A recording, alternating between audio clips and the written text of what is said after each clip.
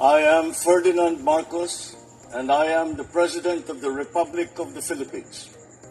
I stand today on behalf of 110 million Filipinos.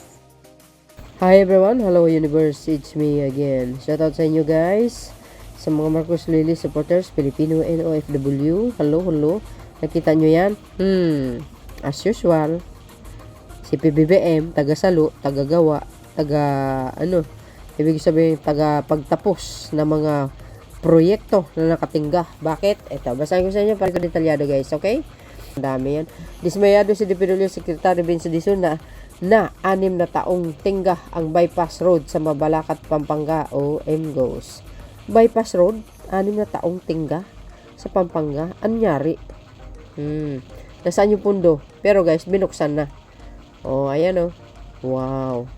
Para kumpleto detalyado, basahin ko po sa inyo. Sabi po ng TV Patrol, sabi dito mga kababayan, 60-meter bypass road in Pampanga opens after 6 years. OM goes. Wow. Sabi dito mga kababayan, after 6 years of delay, a 6-meter bypass road connecting Mabalacat City in Pampanga directly to the North Luzon Expressway via the Santa Lines exit was officially open to motorists on Friday. Wow! Ang galing naman yan. Sabi dito, Department of Public Works and Highway, DPWH Secretary Vince Dizon, lead the inauguration alongside provincial and local official. Despite the occasion, Dizon said, the completion of the project was not a reason for celebration. Hindi tayo nandito para mag-celebrate o maging masaya. In fact, dapat nga mag-sorry tayo sa mga kababayan natin na ganito katagal hindi natapos. To he said. Oo nga naman guys, di ba? Ayun naman alam nyo, ang isang pinuno, kung talagang concern ka, di ba, sa mamamayang Pilipino, hindi mo pwedeng itingga ito na 6 na taon, biro nyo yun. Yan nga lagi natin sinasabi, di ba? Ako naawa ako kay Pangulong Marcos Jr.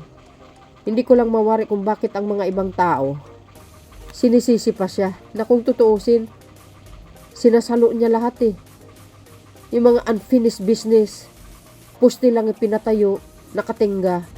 Siya ang nagtuloy under ng kanyang administrasyon. Biro nyo yun? Kaya bilib na bilib sa kanya si Senator Rapi Tulfo. Bakit? Kasi po hindi po, sabi ni Senator Tulfo, hindi naninisi, yan ang gusto niya kay PBBM. Tama naman po yun. Bakit? Hindi minsan guys, hindi natin nakikita nagagalit ang Pangulo Bihira lang magsalita ang Pangulo pero sa pool. Tulad doon sa pag-expose niyang ng pagnanakaw sa Kabahan ng Bayan sa flood control ng zona niya. Sa pool ang mga tao doon yung mga magnanakaw na time. Yan ang pinaka-the best sa Marcos administration. Kasi nakikita ng Pangulo na kailangan ng taong bayan Kaya hindi ka na maraming paligoy-ligoy pa. Kaya, ayan, tinuloy talaga. Sabi dito, nakapagkaiksi lang pero hindi inaaksyonan ng 6 na taon ang use nitong kalyeng to for the last 6 years. Pambilad ng palay. He added, the bypass road is expected to help decongest traffic along MacArthur Highway and in the city proper of Mabalacat. It also aims to provide motorists with an alternative route to northern zone destination such as Baguio City. You see, tama nga naman guys. Napakaiksi lang tapos itiningga ng ganong katagal. Wow, grabe. Dapat lang, di ba? Ang tanong, mga kababayan, bakit? Ano ginawa ang mga LGUs yan? Ba't hindi sila kumilos? Or ididulog nila sa pamahalaan? Bakit, o sa DPWH, bakit ganito? Hindi na ituloy. Bakit hinintay pa ng mga LGUs na tumagal ng 6 na taon? Wala din sa ayos itong mga LGUs dyan Grabe. Tapos ngayon, maraming nagsasabi, BBM resign. Wow, grabe kayo Alam na nga ng dao ngayon, minsan maipit ka dyan 30 to 45 minutes, baka malasing ka. Isang oras pa sa ang laking ginhawa nito. Pati yung mga taga Mabalacat, bawas sa bus, bawas sa truck, bawas sa biyahero, he said. Wala ganun talaga mga kababayan, sa totoo lang. Kawawa talaga yung mga kababayan natin. Kasi tiningga, hindi naman gaano kalawak na mahabang tulay na kasing laki ng San Juanico. 'Di ba? Samantalang yan, kayang-kaya naman na, tawag dito, tapusin. Hindi mo na kailangan itiningga yan. Wala Ang tanong, nasaan ang pundo niyan? Yan. Kaya ngayon, pinunduan ng Marcos administration for sure. Yan. Binuksan na. Sabi dito, according to Dizon, the 6 years delay was primarily due to disagreement over the project design and poor coordination among previous DPWH official, the local government's unit, LGU and NLEX. Yun. Sus, yan lang, hindi pa kayo magkasundo, di kayo naloka. My goodness, dapat kumbaga pinag-usapan ng mabuti or magtulungan para matuloy ka agad. Ay nako, ewan ko sa inyo mga best. Actually wala nang right of way issue ito. Gagawa na lang. Ang naging problema dito, hindi sila magkasundo sa design, hindi lang nag-uusap, hindi inuupuan yung problema. Lack of coordination. Ayan. Napakasimple lang. Kung tutuusin, kayang-kaya yung pagkasunduan yan, alang-alang sa mga kababayan natin. 'Di ba? Naabutan ka ng siyam-siyam sa traffic. Yan lang, hindi pa magawa ng paraan. Ito man ng mga LGUs, nako po. Ay, ewan ko na lang. Sabi pa dyan, guys, Pampanga Governor Lelia Pineda, who attended the inauguration, expressed optimism the future development project would be properly vetted by the provincial and regional development councils. She said that the local officials should be given the chance to monitor project from the start to avoid similar delays. Ayun. Di tama din ang sinabi ko. Di kayo loka. Wala ngayon pag hindi umupo si Pangulong Marcos Jr., baka hindi pa naman nagagawa yan. Ano ba ginawa ng mga local governments? Sus, napakasimpleng problema, hindi pa magkasundo. Tapos, tiningga ng 6 na taon, di kayo naloka. Kasi talagang wala wala kaming alam. Talaga.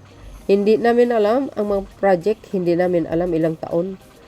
Ang pundo, makikita na lang namin, ginawa ito tapos tinigil.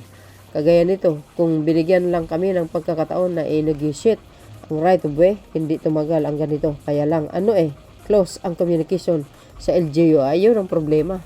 Baka kaya close sa LGUs, yung coordination ng DPWH, baka mamaya may kickback, sila na lang makikinabang. Di ba? Kaya wala silang coordination sa mga LGUs. Ayaw nila maghati-hati sa mga kickback, guys. It's only may may thoughts, guys, may opinion na loko na. Ang tanong, nasaan ang pundo? Bakit tiningga ng 6 na taon?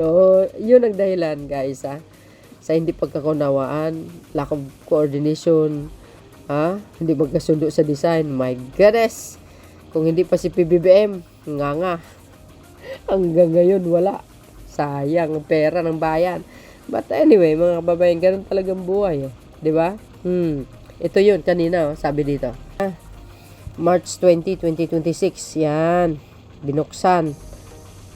Yung bypass road dyan sa Pampanga. Ngayon, di maayos na. Kasama si Gobernador Pineda. Yan. Di malaking ginawa sa mga motorista. You see, guys. Yan. Pasalamat tayo kay Secretary Ben Dizon. Siyempre, sa Pangulong Marcos Jr. Talaga naman, nakakadismaya din, sa mga tao na wala nang isip, kundi sarili din nila. Hindi inisip kayong kapakanan ng mamamayan nila. Ayan, Panoorin, pinangunahan ni DPWH Secretary Vince Dizon ang pagbubukas ng Mabalakad Bypass Road sa Pampanga ngayong Biyernes, March 20 matapos matingga ng 6 na taon. Agay! Kaya yan tapos na.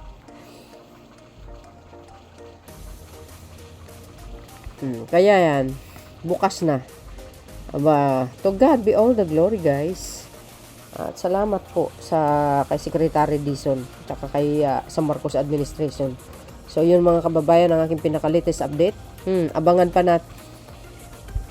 natin ang mga nakatingkang project na pusti lang ang umpisa. Abangan natin yan.